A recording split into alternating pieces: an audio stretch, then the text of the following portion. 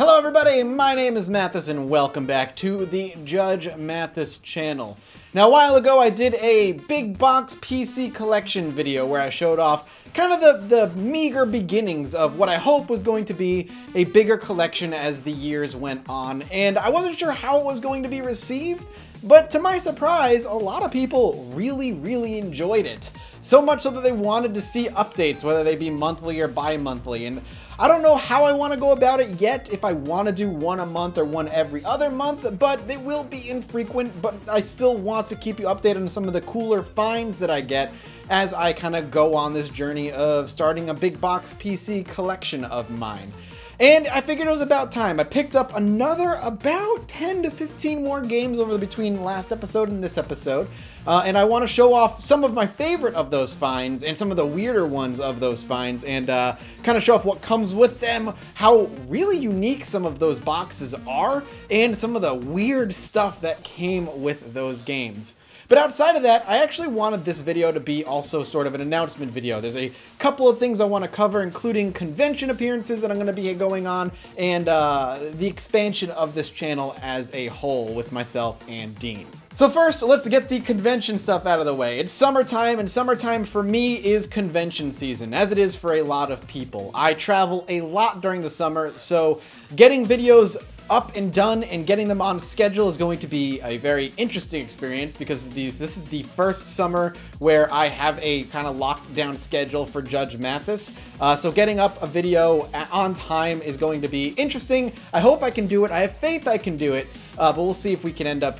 If there are bumps along the way, I apologize. May specifically is going to be the one that's going to be the hardest for me. I've got 2 trips coming up. Each one is almost 5 to 6 days long.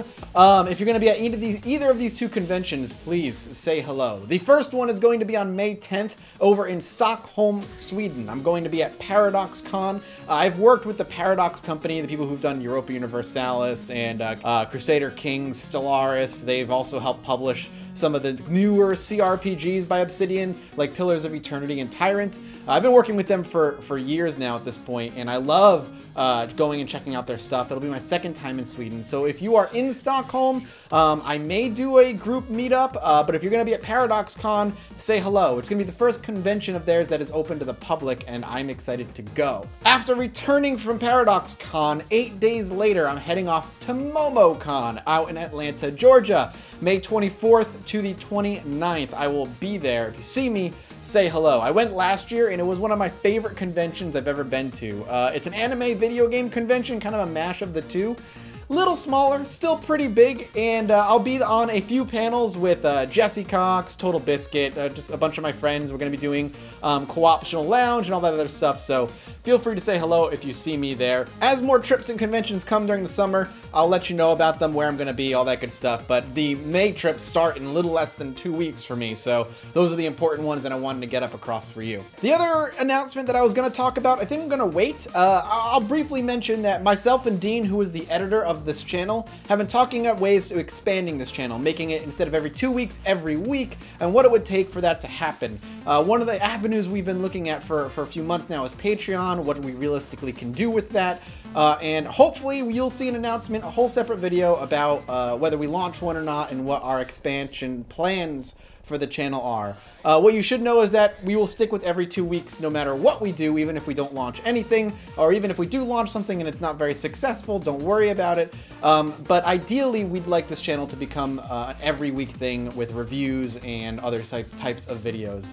We'll leave it at that for now, and I'm going to get into the collection as this video is titled for. So as I started collecting more and more big box PC games, I kind of started targeting things that I had very fond memories of in my childhood. Whether they were games I initially played on console or PC games, I kind of targeted those because I wanted to have those back in my collection, in my ownership in some way. I really have been looking for the classics, things that I grew up with, things that I enjoyed playing when I was growing up, and man, did I come across some of my favorite games, and I remember spending hours and hours and hours with. I also ended up grabbing a couple of games that I never actually owned, but I had some connection with in some way. And one of those games in particular, actually, is Omicron, the Nomad Soul. A game that is notorious for being terrible. Omicron the Nomad Soul is a Quantic Dream game, a David Cage game, if you will. It is the first of that company, the people who eventually did Indigo Prophecy, which is what it was called in the US, Fahrenheit, out in foreign countries, I don't know why that's what I'm saying, out in Europe and so on. Then they eventually did Heavy Rain, and then Beyond Two Souls, and I have a love-hate relationship with that company, man. But Omicron the Nomad Soul is a game I'd love to cover one day and just play as, or at the very least do a Judge Mathis on, because it has such an interesting history and is notoriously bad, but the roots of what makes Quantic Dream games kind of their own is heavily rooted here in Omicron the Nomad Soul. And it's another trapezoid case, because of course it is. It is an IDOS game initially.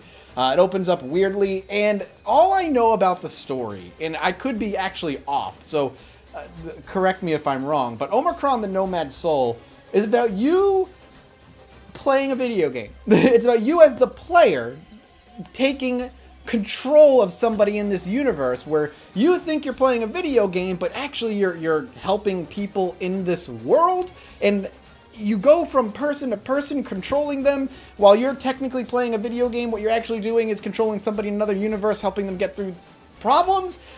I don't understand it, but just speaking about how bizarre the story is in this game sounds incredibly David Cage. So when I saw this on the cheap, I absolutely had to pick it up, and I'm really excited to kind of play it eventually. Though I hear getting it running on modern machines is kind of a pain in the ass. Of course, a couple of other games that I absolutely had to pick up because they devoured some of my childhood is the SimCity 2000 and 3000 games. I do want to get the original SimCity at some point. I didn't play that as much as a kid, but I did play it. 2000 I put a decent amount of time into. 2000 was what really hooked me on SimCity back then, and I ended up getting the kind of the original run. I didn't get, like, there was a bunch of like Game of the Year versions and network versions, and eventually I'd like to have those, but I kind of consider those extras. But this is like the original box SimCity 2000 launch version of the game. No extras, no fancy add-ons, things that I would like to have eventually, but not really kind of important to me because I didn't have those as I was growing up. The big thing that I actually put a ton of time into was actually SimCity 3000, and I actually did not remember how much time I put into this until I saw the screenshots and some of the game in action. What I actually thought was a lot of SimCity 2000 was actually SimCity 3000. I remember playing a ton of SimCity, and for some reason I used to think it was SimCity 2000, probably because it's probably the more popular one. It's what made SimCity so huge. Was SimCity 2000, but SimCity 3000 is actually the game I put a crap ton of time into, and I had to pick it up. Now, I picked up the unlimited version, which has a little bit of bells and whistles, because I could not find the original release of it. So the limited version is fine. It has everything that I wanted, and eventually maybe I'll pick up the original release, but this was enough for me, and it comes with a ton of stuff. The box itself is very, very heavy, and it is the box is actually very beautiful. Gold, blue, it's very pretty. SimCity 3000 is a game that I adored playing growing up. It is one of the games that helped cement my love for management and simulation games, and it is a game I'd love to revisit one day and probably do a Judge Mathis on, even though this game has probably been talked about to death on the internet. It means a lot to me as a kid and as a teenager growing up that I have to cover it. Now, the next game I want to talk about is something I'm actually really excited to own. Didn't play it growing up, wasn't something that I owned and played a ton of, though I do remember dabbling with it at some point. But it was a game that came out at a time where I really wasn't, I was a kid. I was actually a very young kid. But because of the box, the way the box looks and its original release, what comes with it, and just how massive this game is, even to this day, is SimEarth. I picked up a lot of sim games, just so you know, with this particular buying spree. SimEarth is a game where you simulate Earth, but not really. You can evolve animals to be intelligent. You're just simulating Earth, and you can kind of create these stories out of it. It's very much a storytelling device the more I think about it. You can mess with the Earth with its temperature, its sea levels, what animals end up getting sentience and which ones don't, watching them live their lives in colonies and all kinds of stuff. There's a really good video by Lazy Game Reviews, one of my favorite YouTubers, who actually covered this game a couple years ago, I think. Highly suggest checking it out. But one of the big reasons I love this game in its box, outside of the fact that it is very, very not Maxis X Maxis-esque looking is what comes in this box. I should be showing it on screen now, the manual is gigantic. It's like a huge novel. Came at a time where there was no really in-game tutorials, and if you wanted to learn all the ins and outs of a game this complicated, you really needed to read the manual. It also came on old 5-inch, 5.5-inch, and 3.5-inch floppy disks, two completely obsolete forms of storage management, and a bunch of other stuff. So another game that I would love to cover here on the channel one day. Now, this next one that I ended up picking up was something super, super exciting for me. I put a lot of time into it, but I put more time into its sequels than I did into the original. My sister put a buttload of time into this game when it was launched, and that is the original Sims.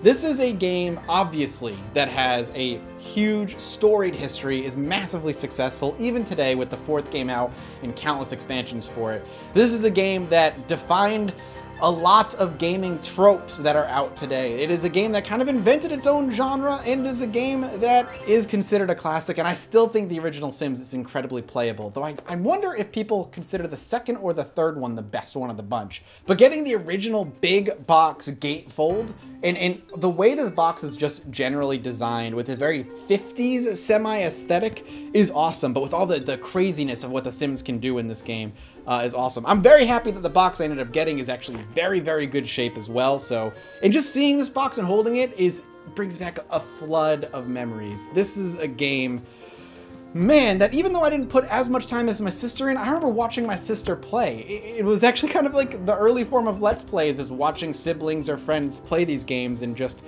kind of watching them live out their stories and enjoying it in a different way, but enjoying it just as much as they enjoyed playing it. I'm so happy that I have this game in the big box. This is, I'm thrilled to have it. The next games I'm going to talk about are kind of going to be rapid fire for the most part, because some of them are a little bit not that important. One that's actually pretty important to me is Freddy Fish. I actually picked up Freddy Fish on the cheap. Came with everything in it. It's an original box. The reason this means so much to me is because I played a ton of these types of games when I was a kid. The humongous entertainment kind of point and click edutainment style games, specifically Freddy Fish, were big to me. You should absolutely check out the Humongous Entertainment games. They are amazing. And especially if you have kids, I honestly think that they would get just as much enjoyment out of them today as we did when they were released in the 90s. I also ended up picking up Carmen Sandiego at a thrift store recently. It's a game that obviously I played a ton of in classrooms, and it was just really neat to have it. It was a couple of bucks. So I had to pick it up, and it wasn't even open. I don't think it's any of the Carmen Sandiegos I played when I was in school. I think this came out a little bit later. This version comes out a little bit later, and it came out around when the show was popular, as you can see at the back of the box.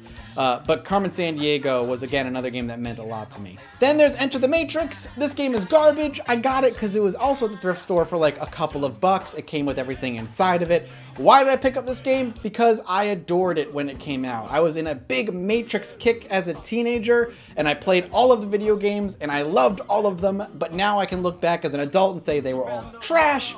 But I saw it, the box is in okay condition, it had everything inside of it, and I had to pick it up. And finally, I picked up something that is just hilarious to me. The software toolwork Star Wars chess. It is Star Wars chess with over 5,000 frames of hand-drawn animation and a back of the box that is so overly descriptive it feels like it's trying to guilt you into buying this game. Coming right out from the back of the box, nearly 5,000 frames of painstakingly hand-drawn cell animation. The largest animated chess program ever created. 72 unique capture animations, twice the competition's. Animation features random variations for constantly changing action sequences. Over a year in the making, an American tour de force. That right there, just talking about the animation, it sounds like it's begging you to buy it. Like, they put so much work into it, they need it to be a success. Here's all the amazing stuff that came along with this game. And I have to admit, the screenshots, and from what I remember seeing in action in some videos, is impressive for when this game came out. It also came out on 14 3.5-inch floppy disks. 14 3.5-inch floppy disks of this game.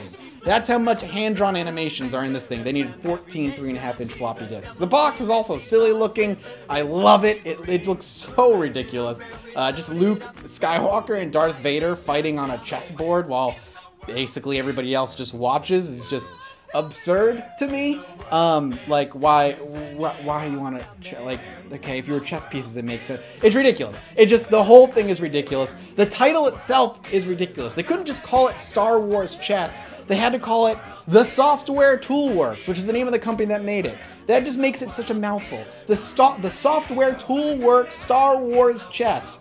Just call it Star Wars Chess, man. It would sell better, or at least sound better. And finally, the last game I'm going to talk about here that I ended up picking up is a game that I played a ton of during my childhood. I was a huge Star Trek fan. Is Star Trek Bridge Commander. Again, in the box that became kind of uniform around the time this came out. You take the role of a starship captain, and it's a simulation that airs on the side of battle where you're not in direct control of the ship. You're actually giving orders to your crew members as you are fighting or doing these missions. So if you need shields up, you look to, you know, your God, I want to say combat officer, but it's not necessarily security officer, and tell them, you know, shields up. If you want to do impulse, you look to your engineer and tell them, you know, bring up the impulse engines.